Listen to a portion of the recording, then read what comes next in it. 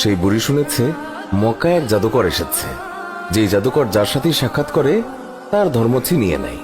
বুড়ি সেই জাদুকর থেকে পলায়ন করছিল এই ভয়ে যে সেই জাদুকর যেন তার বাপদাদার ধর্ম তার কাছ থেকে ছিনিয়ে নিতে না পারে। হঠাৎ সেই রাস্তা দিয়ে মহানবী সাল্লাল্লাহু আলাইহি ওয়াসাল্লাম যাচ্ছিলেন।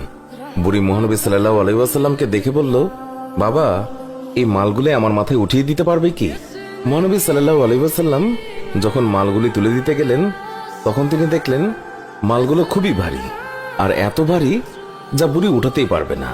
তখন মহানবী সাল্লাল্লাহু আলাইহি ওয়াসাল্লাম তিনি বুড়িকে বললেন, এটার তো খুবই ওজন, আপনি যদি অনুমতি দেন আমি আপনার এই মালগুলি আপনি যেখানে বলেন সেখানে দিয়ে আসব। বুড়ি তো খুবই খুশি, সে খুশি মনে অনুমতি দিল। মহানবী সাল্লাল্লাহু আলাইহি ওয়াসাল্লাম সকল মালপত্র নিজের মাথার উপর তুললেন আর বুড়ির সাথে পথ চলতে লাগলেন। আর বুড়ি পুরো রাস্তায় ওই জাদুকরকে বকা দিতে দিতে গেলেন। মহানবী সাল্লাল্লাহু আলাইহি ওয়াসাল্লাম বুঝলেন বুড়ি কার ওপর প্রচন্ড রেগে আছেন। তাই মহানবী সাল্লাল্লাহু আলাইহি ওয়াসাল্লাম বুড়িকে প্রশ্ন করেন, মক্কা ছেড়ে কেন যাচ্ছেন? বুড়ি বলল, আমি শুনেছি মক্কায় এক জাদুকর এসেছে যে মানুষের ধর্ম লুটে নিচ্ছে। আমি সারা জীবন মূর্তি পূজা করেছি, আমার বাপদাদা তারাও মূর্তি পূজা করেছে। আমি চাই না আমার এই বয়সে বাপদাদার ধর্ম আমার কাছ থেকে ছিনিয়ে নিক, তাই আমি মক্কা শহর ছেড়ে চলে যাচ্ছি। মহানবী সাল্লাল্লাহু আলাইহি ওয়াসাল্লাম বুড়ির কথা শুনে তার মাল ফেরত দেননি, বরং যত্নের সাথে মাথায় করে বুড়ির সব মালামাল বহন করে নিয়ে গেলেন।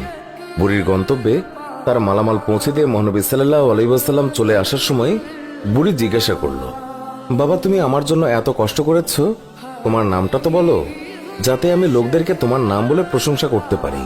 আমি মক্কা থেকে এক জাদুকরের ভয়ে পালিয়ে এসেছি, সাথে আমি মানুষের কাছে এও যেন বলতে পারি যেই মক্কায় জাদুকর আছে সেই মক্কায় তোমার মতো উঁচু মনের নওজওয়ানও আছে, উদার পরোপকারী যুবকও আছে। আমি তাদের কাছে তোমার নাম বলে বলে প্রশংসা করব। বুড়ির কথা শুনে মহানবী সাল্লাল্লাহু আলাইহি ওয়াসাল্লাম হেসে দিলেন আর বললেন, যে জাদুকরের ভয়ে আপনি মক্কা ছেড়ে এসেছেন সেই জাদুকর আপনার সামনে দাঁড়িয়ে আছে। বুড়ি বলল, সত্যি সত্যি আপনি মুহাম্মদ? হুজুর বললেন, হ্যাঁ, আমি সেই মুহাম্মদ। তখন বুড়ি বলল, তাহলে আপনার জাদু আমার উপর ক্রিয়া করে ফেলেছে। সুবহানাল্লাহ, আপনি আর দেরি করবেন না, আমাকে পাক কালেমা পড়িয়ে দিন, লা ইলাহা ইল্লাল্লাহু মুহাম্মাদুর রাসূলুল্লাহ।